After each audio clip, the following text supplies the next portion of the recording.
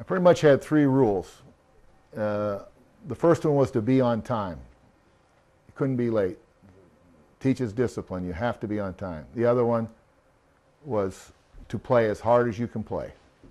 And by that, when you go out there, you give it your all. You play as hard as you can to help your team win and for you to be successful. And the third one is to be professional.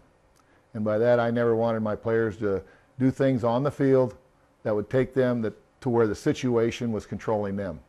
I wanted them to control the situation. And that's very hard to do because a lot of us are reactors. I'm a big reactor myself, but you try to show that you're handling the situation by being professional. There's times if a player got upset, I said, if you're upset, go in the clubhouse or go in the runway. I didn't want young kids seeing players throwing helmets. I didn't want to see them throwing bats. But I didn't want them to do things that would make their name look bad or make the team look bad. By that, we were professionals. And by that, nothing was going to get to us. We just went out and played as hard as we could play. And in the long run, we weren't going to do anything that would embarrass the team, embarrass their parents, embarrass the team we're playing for.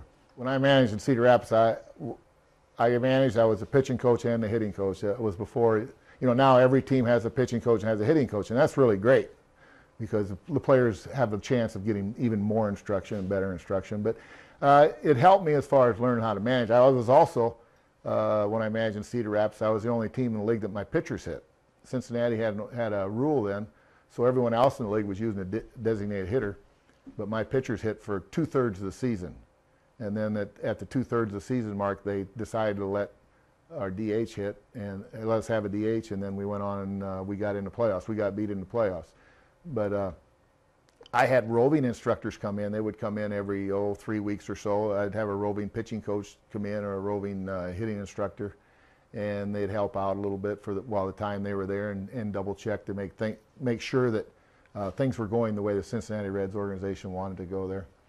But it was a great experience. I enjoyed it, and very fortunate the following year I got to go to the major leagues.